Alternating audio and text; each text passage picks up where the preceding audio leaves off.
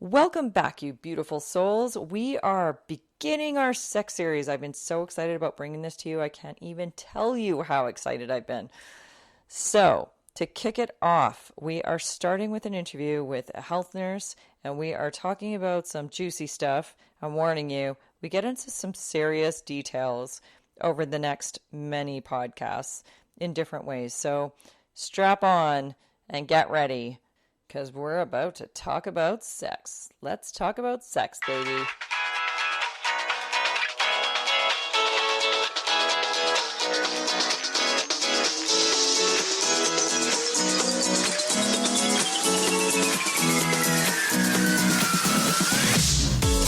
Welcome to Fear It Goes, the podcast all about taking your fears with you and doing it anyway. I'm your host, Brandy Taylor.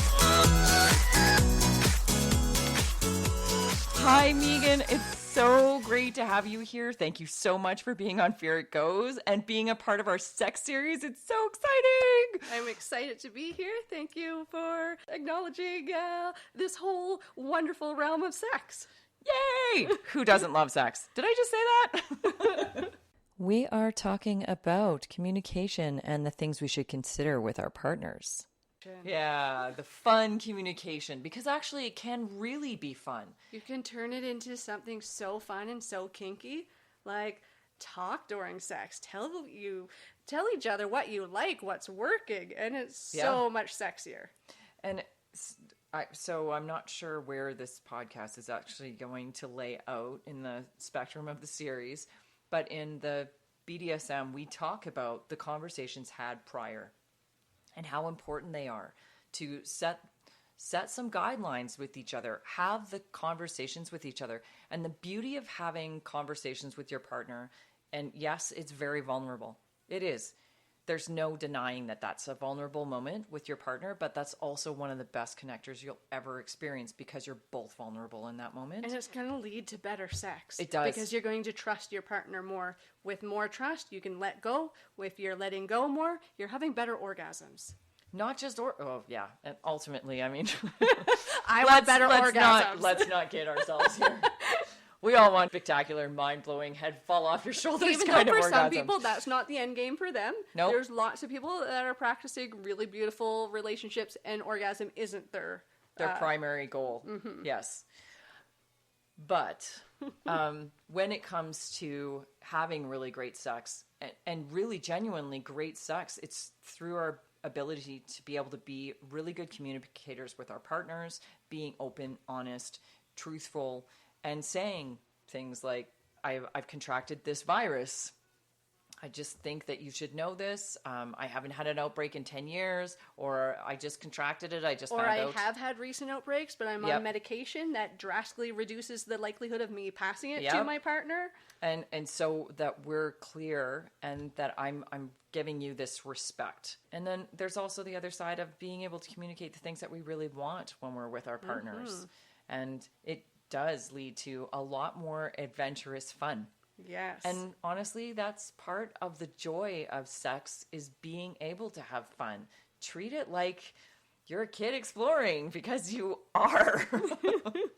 Because you are. And it's an amazing opportunity to really be able to share something spectacular with someone else, communicate through that means, and really be able to connect with your partner. Another really important piece around communication is for any of us that are dealing with trauma in our past. So there's so many, unfortunately, the statistics are really, really high, that we have dealt with assaults. We have dealt with different not good sexual experiences that have really harmed us. So if we are able to communicate to our partners that these things have happened, so if all of a sudden my partner does something and I say, Whoa, that's reminding me of my past, I need a moment. Not only is my partner very able to quickly step out of the situation and be my support person, right, I'm not absolutely hurting them either by saying whoa, because they've already been kind of given a heads up. Because lots of times when we say, whoa, stop, if we haven't had these beautiful communication, then it's very easy for us to be like, I did something wrong, oh my God, and beat ourselves up. So we need to talk about that. So it's like, nope, don't touch my head there. Don't do these certain things, because that just Sex. triggers my past trauma. And Absolutely. if we explore what our past trauma is, hopefully with a healthcare provider, a therapist, you're going to be much easier able to explore sex in a Healthy way. So it's really important for the individuals that have dealt with it to continue to deal with it in a healthy way and to talk to our partners about it so that they can be our most wonderful support when something has happened and help us safe and get better healing through our sexual practices. Well, and being able to say, no, that's a trigger, then they know not to do that again. And they don't take that personally, and they don't feel like you've done something to them in that moment that triggers something for them.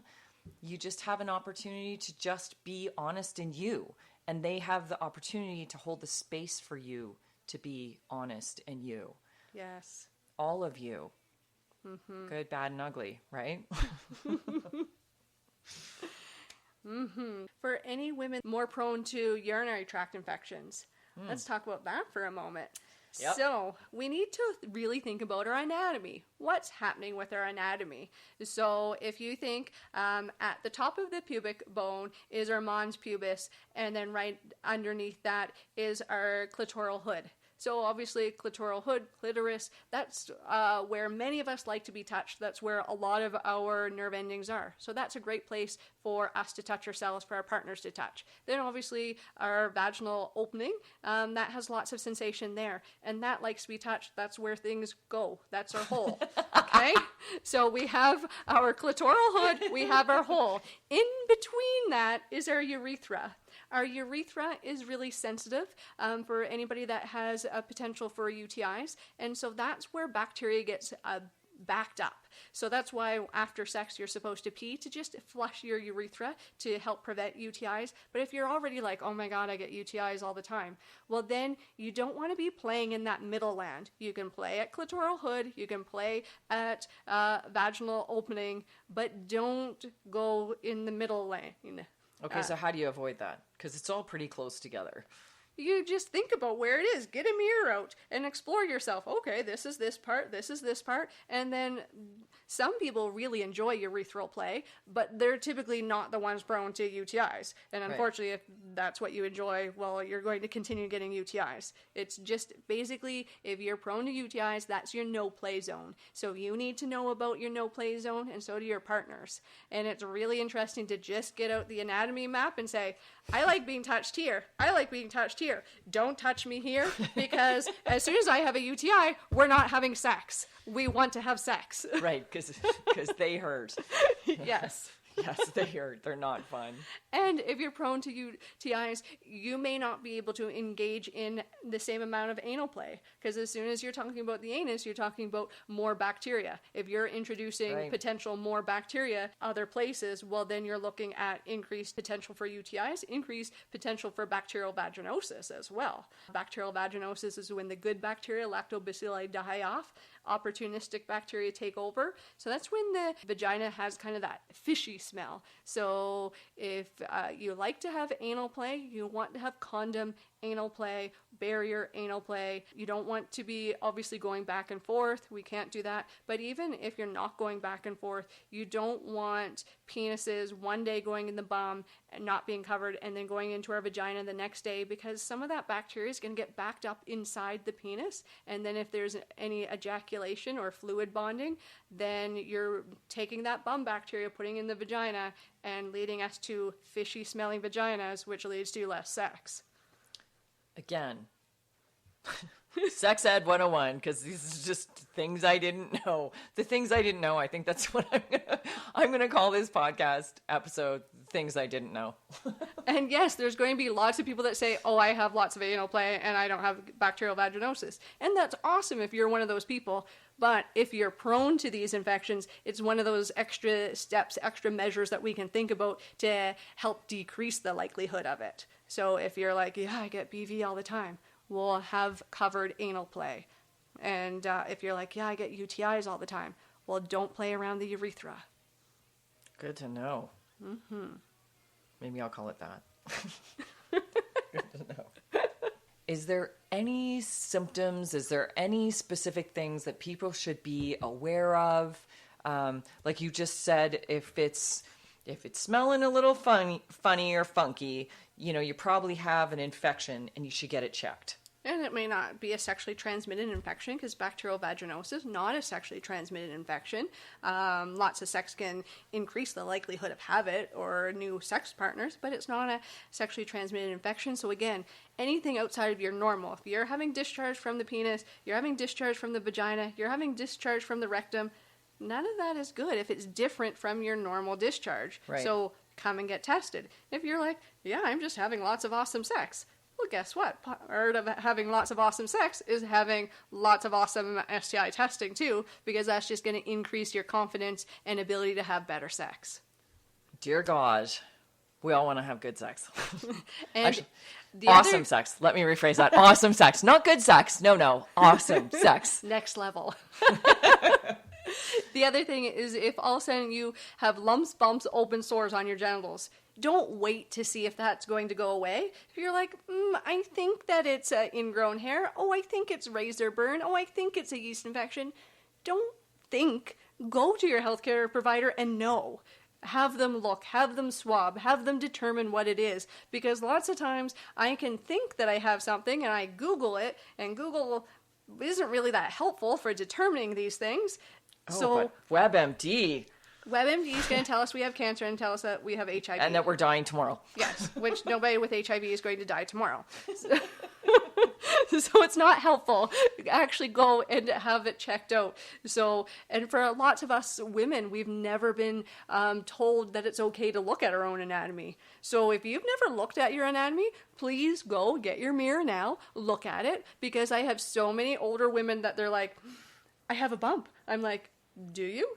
I'm like, how long has it been there? And they're like, I have no idea, because it was the first time I've ever looked at my anatomy. I'm like, well, okay, let's have a look at this bump. Sometimes it's normal and perfect and healthy, but we don't know if we don't know what we look like. So it's really important to know what our normal is. So when we're masturbating, then we can feel something and be like, oh, that's a new bump. I can say, it's been there for this many days or this many weeks, and that's good information to have.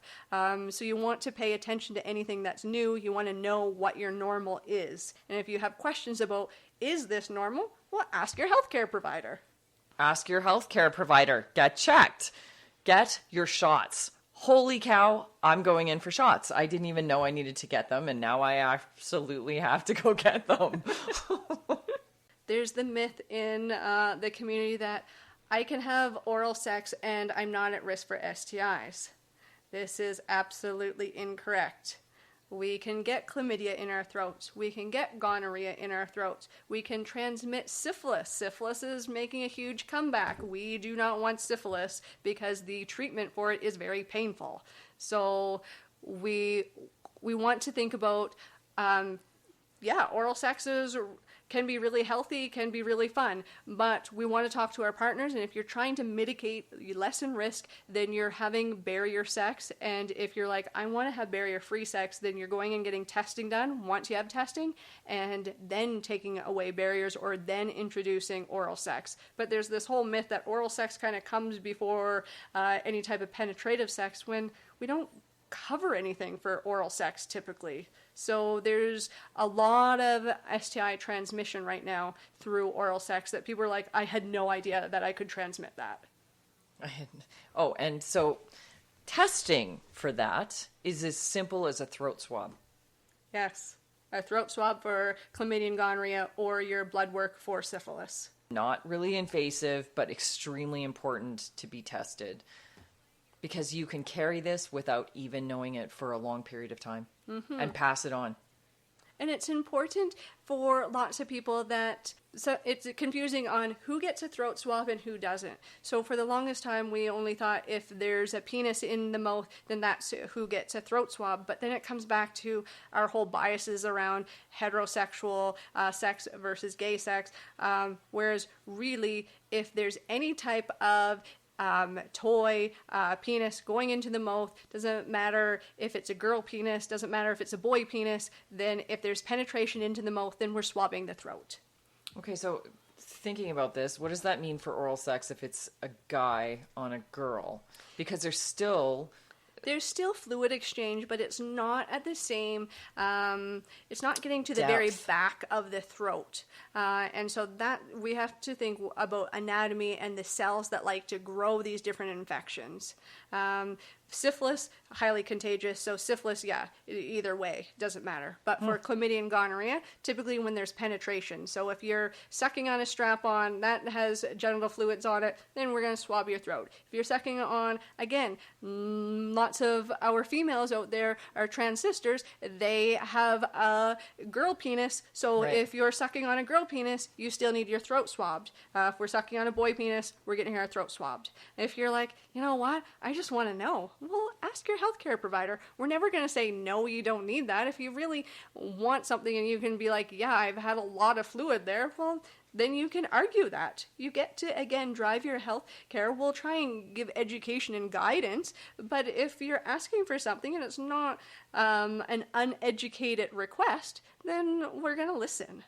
And really, if you have not had all these tests done, it just makes sense to do a base. Like to have your normal. Know that everything's clean, that your throat is good, that there's no infection from any areas or any spaces, even if you're not necessarily like, you and I had talked about anal play, and it's not something that I'd participated in. But I still got tested because fluids move around.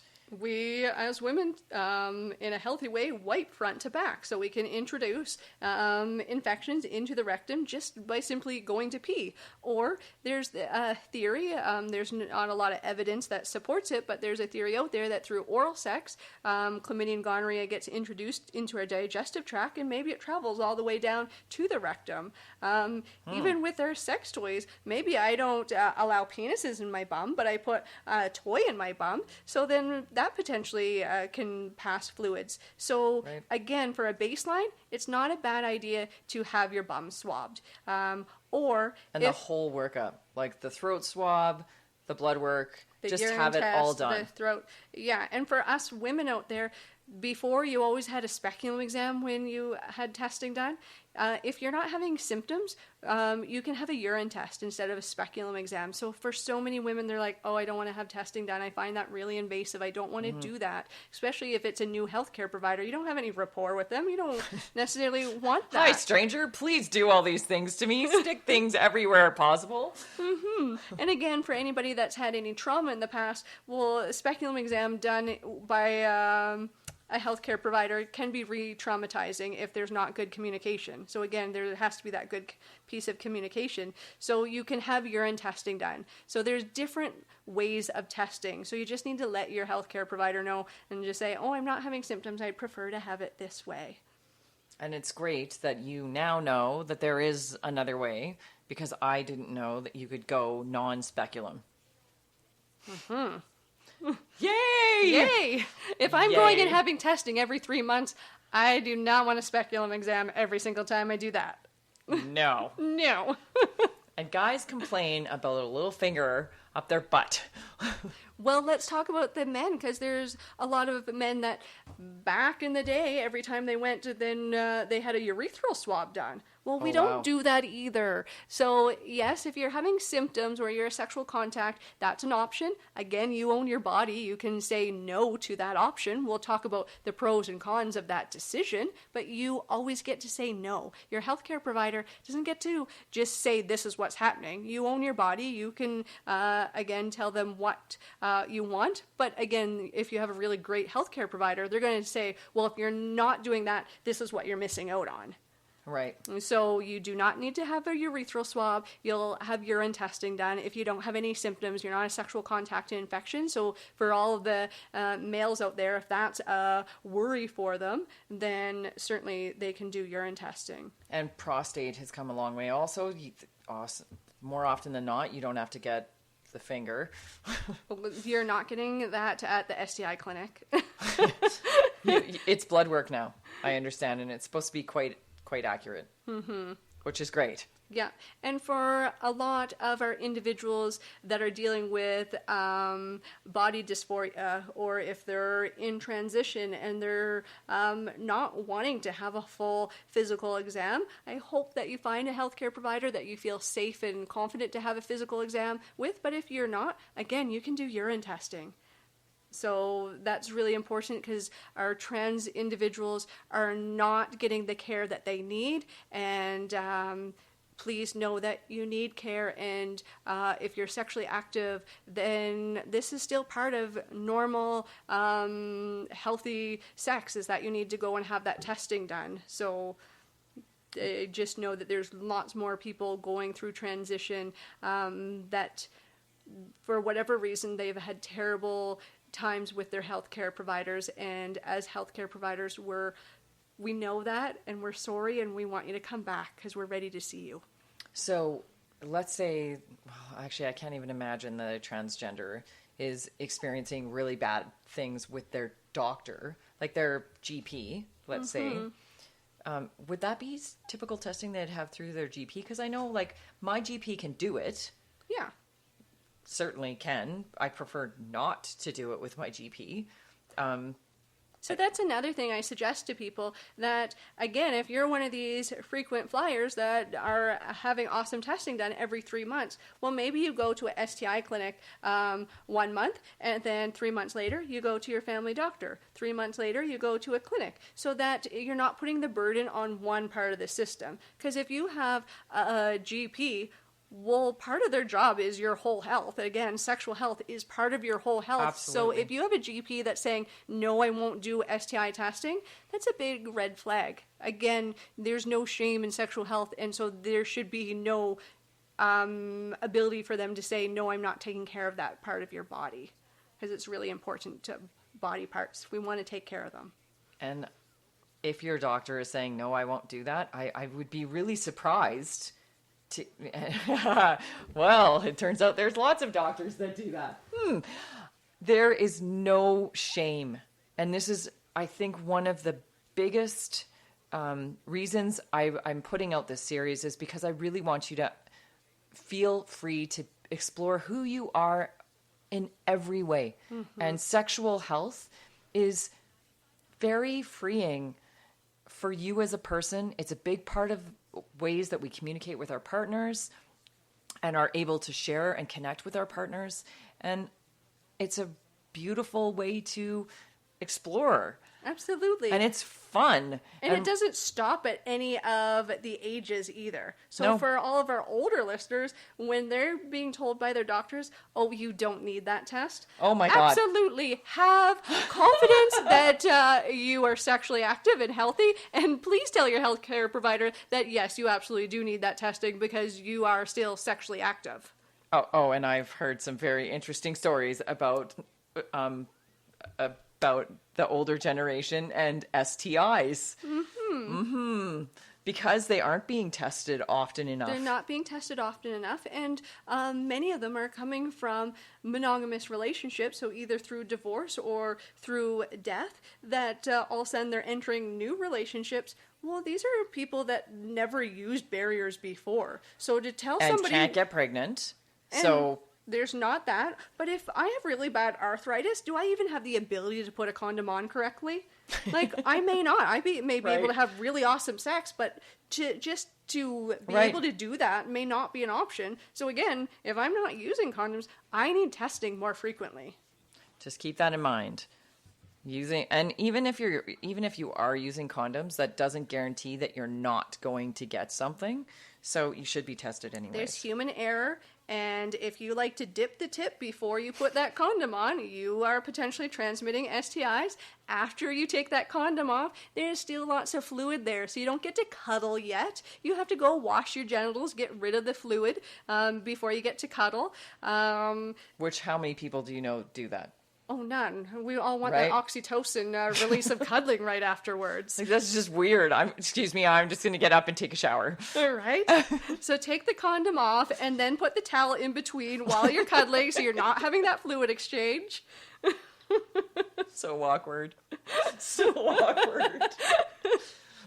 No, honey, please put the towel there. if you're going through the sexual experience and trying to not be fluid bonded, you really have to think about what that means from beginning to end. Right. Mm-hmm. Right. And aftercare. STIs are terrible in old folks' homes. Mm-hmm. It can be, because lots of times you'll only have a certain amount. Well, there's only so many older men, right? And then of that older men, how many are still interested in sex, and then how many are able to perform? Right. So then, if there's a smaller population, they can service a lot of a lot of the women. Oh, Johnny got lucky tonight many times.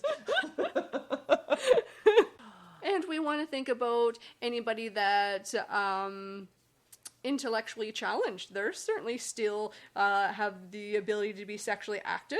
Right. So they still need testing. They need support, because maybe they have a harder time figuring out where they go to get testing and accessing testing. And so if you're thinking of, oh, I know somebody that is a bit more intellectually challenged and maybe sexual, well, be that awesome human being in their life and drive them into a clinic so they can have testing done. And make sure that you understand for yourself and all the partners that you may have over your lifetime, or the people that you help, that there's no shame in sex.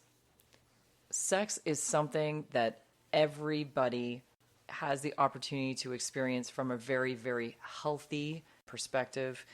And I hope with all of my being that this is one of the big takeaways that you get from these episodes, is that there is nothing shameful around sex. There's nothing shameful around masturbation. It's not something to shame. It's something to celebrate.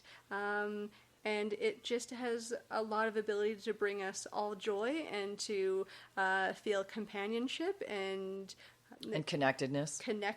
And we just want to do it in a manner that makes us all feel a bit safer, and the more we talk about it, the safer we're going to be. And that talking is the first step into testing and into helping our partners be in that vulnerable position so we can have that wonderful sexual experiences if that's what we're looking for. Mm-hmm. Well, thank you so much for coming on and educating me, because it seems there was a lot that I didn't know. Good God, how do I not know these things? But how do we not know these things? So it's people like you that bring to light a lot of information that we do need to know so that we can go out and be a lot safer for ourselves and for any of our partners. And we really want to advocate really good sex education in our school systems. Agreed. And that starts at a lot younger than what people really think about. We want to start talking about consent and boundaries at very young ages. We want to allow LGBTQI populations to be seen and visualized and talked about so that it's normal and healthy. And all of these things are being attacked in our school systems right now, and it's not okay. And for all of the people that just think that somebody else is going to do it and somebody else is going to do it, well, no, we all need to be together and act and advocate stronger for our youth, because they are dying and our suicide risks are so high because there's not enough information, and there's people support that are feeling very isolated and alone, and as soon as that happens, then they're very vulnerable. We don't want our young people to be vulnerable. The more education they have, the more confidence they have, and the more ability they have to fight for their own sexual health and to have better sexual experiences. And just for their wholeness. This is just part of who you are. And once we acknowledge that this is just part of who we are, there is no separation. Sex isn't something separate from us. It's part of us. And there's, again, no shame in anything wrapped around sex. So let's advocate. And I agree, sex should be taught earlier on. And speaking of consent, that is probably coming up right after this one. I'll run it right after this. Extremely important to understand the difference between consent and excited, exuberant, whatever consent with both parties. and to have these conversations with your kids. I am starting to have these conversations with my kids, and my kids aren't even at that stage yet. We're having very funny conversations around masturbation and things changing in the body, and that it's okay. I don't ever want them to feel shame around who they are or the things they want to explore. And we want our young people to know that it's okay to, I don't want to hug that person. So they get to say, no, this is my body. I don't want to do that. The more our young little people say no, the more they're able to say no when they're teenagers and put in different positions that, yes, could be very challenging. Women have not been given the strong voice that we need, and so we are going to mother and help support all of these young people to be much more confident so that we are not being taken advantage of, and that goes for all of our young people. We don't want vulnerable young. We want strong, confident young people. Young people, women and men, because I can't think that it's healthy for a boy either to feel that he's done something that's really wrong. Or that he has to have all the answers and that he has to be able to figure it out, because how our young people are trying to figure out sex is through porn. And when you look at the statistics of the amount of porn our young people are being exposed to, it means 10. That we have to talk about it. We don't get just to gloss it over and say, don't look at that. We need to really look at what that means, how that's changing their perspectives on healthy relationships. So we really need to have those really honest conversations.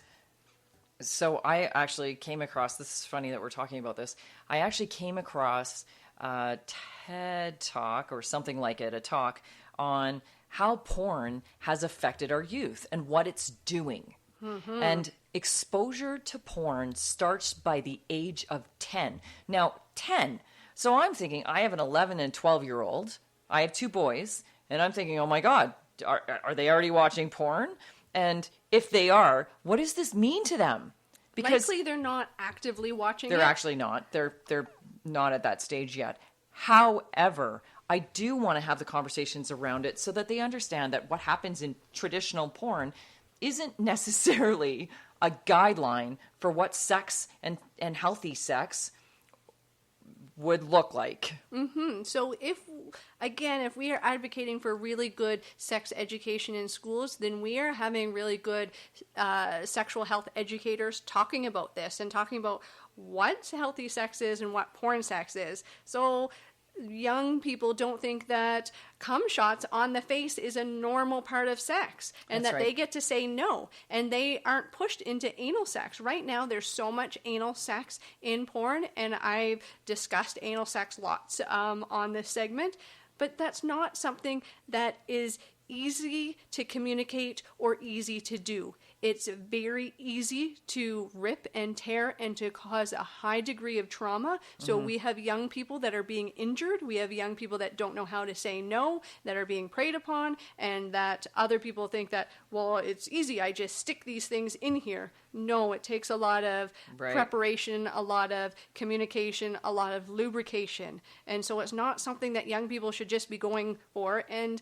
there's this whole myth, it's not a myth. If you have anal sex, then you're not going to become pregnant. So then there's the reason for that. But there's a lot higher risk involved in that. And it's just, we want to really talk about to our young people what healthy sexuality is versus porn. And there's so many different things that porn is just teaching people to make all these crazy sounds, to do all these different things that are like, is that really what you enjoy?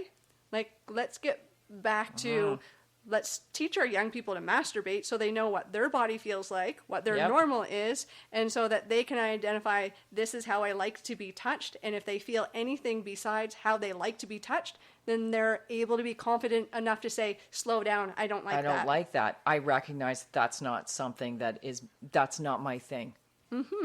And being able to communicate that to their partner. Yes. Because, I mean, as much as porn can be fun, it also can be extremely destructive to use that as the standard for what sex looks like. Yes. And I've had some interesting conversations with some young millennials. I don't know how this has come up in conversation because it's not normal to come up in conversation.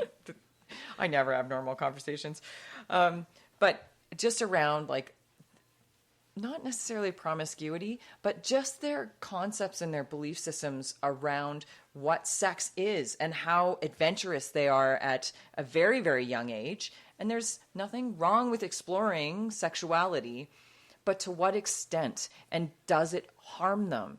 So there's nothing wrong with exploration as long as it's very truly consensual, instead of I feel like I have to do this, or I saw it there, so that's what I'm supposed to do. Instead of, this is actually something I want to do, this is something I want to try, or this is not something I want to try. And they need to be able to make those choices from a very educated standpoint, not a porn educated standpoint. Absolutely. Now, porn is coming slowly. There are some very interesting, I was really hoping to get her on the podcast, but I have not been able to. But there are some very interesting providers that are coming out with a very different viewpoint of porn.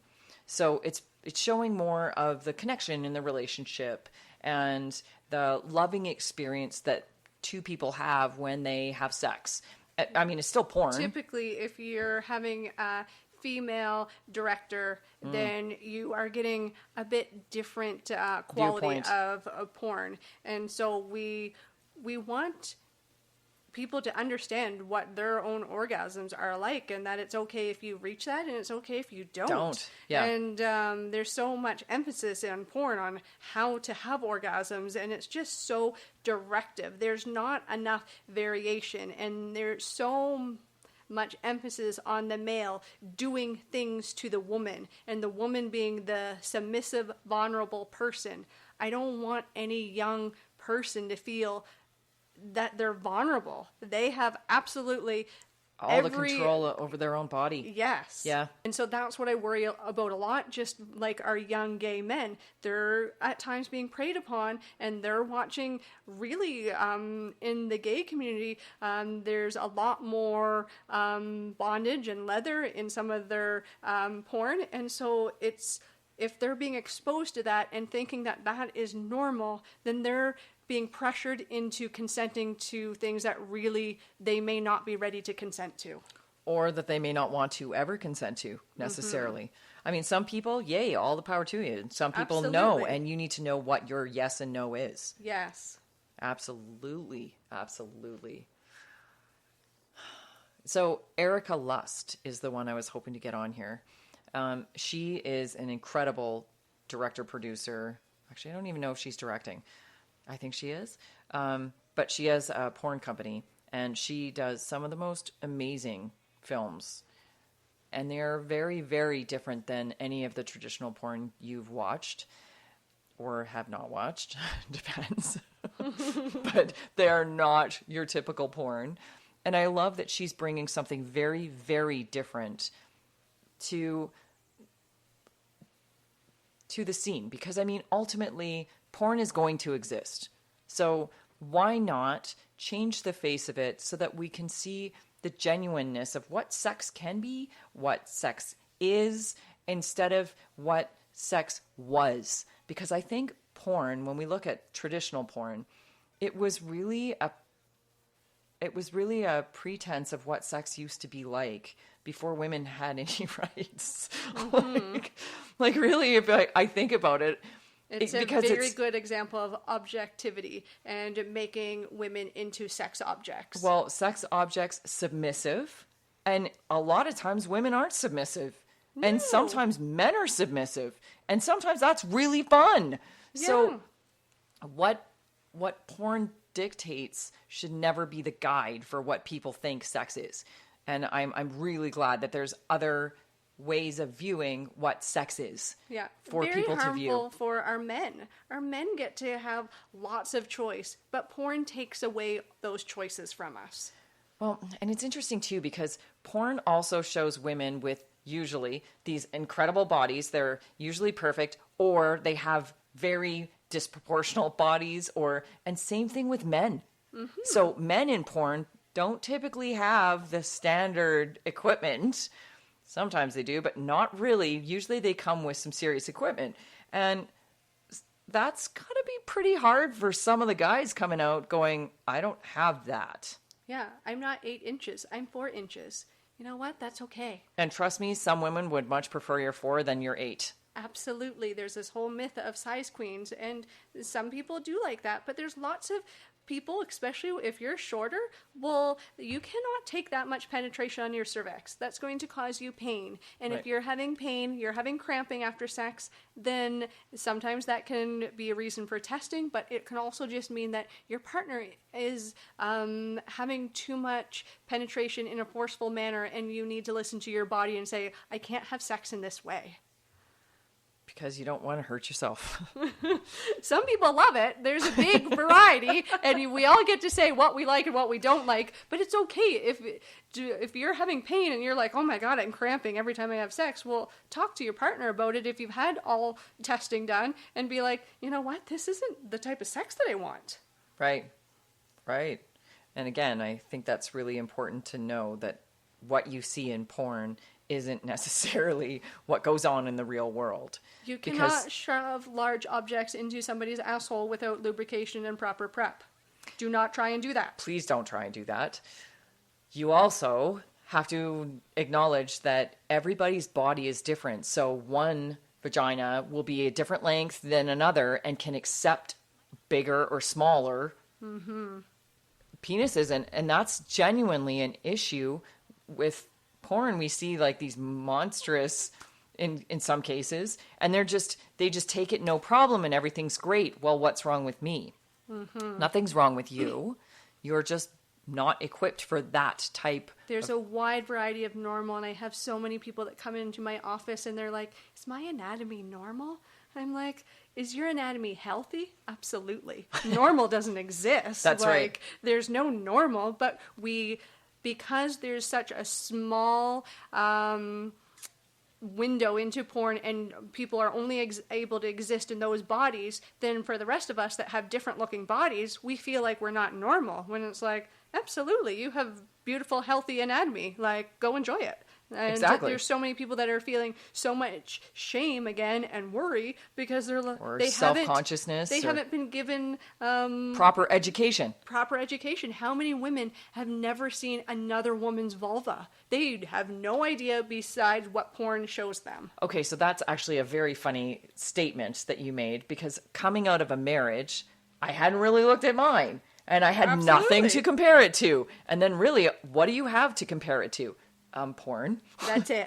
That's it. And you're like, is this normal? Is this good? Is this bad? Like, I have no clue. Typically porn, they have no hair, and they Right. do not have longer inner labias or asymmetrical labias, and they have bleached assholes. Right. So for the rest of us, that's not what our anatomy looks like. So true. So true. Oh my God, that's so funny. But we're never given anything that, for all of the beautiful people out there that have different looking labias, they're all supposed to look like different types of flowers. There's some beautiful projects right now going on for feminist individuals trying to empower other women to be like, actually, these are all examples of perfectly healthy, beautiful labias. Even though you don't think so, because you've only seen the representation in one way. Or your partner has told you that you are different, or you do not have the right anatomy. Don't put up with that. You got to question. If that ever comes up, you have to question, where is your partner getting that information?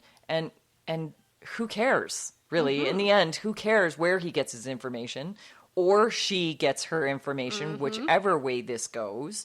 I think it's crucial that you just acknowledge that this is your body and you get to love it. You get to love it for all it is, and your partner should love it for all it is too. Don't let somebody tell you how to have sex, how to enjoy your body. That's for you to decide. And make those decisions and see your healthcare provider if you have worries, so you can dismantle those worries, so you can go on and have better decisions. And if anybody's telling you those things, that's a huge red flag, and it's time to move on and have a better partner. We don't need to be stuck in all of these old relationships being told terrible things about our bodies. Don't allow that for your life. Yeah, because it's really destructive. Again, loving you means loving all of you. And when we love all of us, we get to share that with our partners. And if our partners don't love all of us, do they really deserve us? And so many women, because there's a lot of different smells to genitalia, men and women, they are being told that they smell wrong. You absolutely, if you've been to your healthcare provider, you don't have any type of infection, you don't smell wrong, you smell like you, and that is beautiful. And if somebody's telling you that you smell wrong and you've determined that there's no infection there, well, that's a big red flag. I hadn't really thought of that. And come across that too. That's interesting. It's all the. I'm sure that you come across a lot of very interesting things in your office. Things that I'm not exposed to, and I always find very interesting. That's why I love the job, because I meet so many beautiful, wonderful people that we're all just exploring what it means to be a human. And a big part of our humanity is that we get to have sexual relationships in a much more conscious way than our other mammals. And so for that conscious, beautiful experiences, then yeah, there's so much variation, and most of it's very, very healthy. Right. And it's interesting when we look back 50 years ago and how sex was very different and treated very differently then to where we are today. And the conversations haven't really changed enough to catch us up to where things are at today.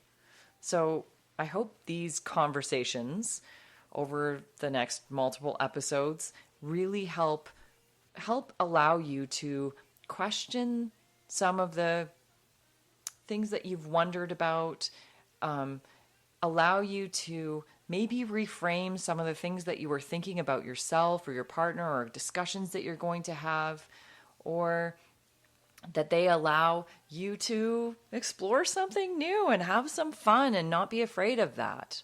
And know that it's totally okay, and actually not just okay, but freaking amazing, and you should go out and have fun and enjoy it. Just be safe. And start to have those weird and wonderful conversations. Because this is they're such needed. a great way of being like, hey, do you know what I heard today? And start into that and talk to your partner. Like, it's so easy once you have like that initial, hey, I heard this, to get the ball rolling and have those conversations. Or, hey, do you want to listen to this podcast? This was so crazy. I can't believe they talked about this stuff. And then you can have a very, very easy, open, candid conversation because it's all there on the table. You get to pause it and then have that conversation and start again. That leads to another really cool conversation. Yeah. And the beautiful part of having these conversations is that, again, you are so vulnerable in those moments with your partner. It is such an incredible connection that you get to experience with that person. I like the connection. Well, thank you so much for listening, and thank you so much for being here, Megan. What a pleasure it has been, and so eye-opening. So eye-opening. Thank you so much for having me, and I love talking about sexual health, and I hope that was very clear. I'm really glad there's people like you out there helping educate and provide an environment that allows no shame, and us to really be owning who we are in a very healthy way. Thanks. Well, beautiful peeps, that concludes our first episode of the Sex Series. And I hope this has left you thinking. I hope this has given you some information that allows you to expand some of your current ideas around sexual health. As the series progresses, we're going to delve into a lot of different things that may even just challenge your current state of understanding with your own sexuality and how you choose to express that. So I'm just giving you the heads up. Really, I'm just giving you the heads up. This series has got a lot of really great, juicy stuff coming up. We have interviews with a few sex therapists. We have some fascinating concepts and constructs which we will talk about, and why we believe the things we do when it comes to sex. So stay tuned for the next 6, 7, 8 episodes, whatever this is going to be. And strap on down. Strap in, strap on. Have an absolutely extraordinary week.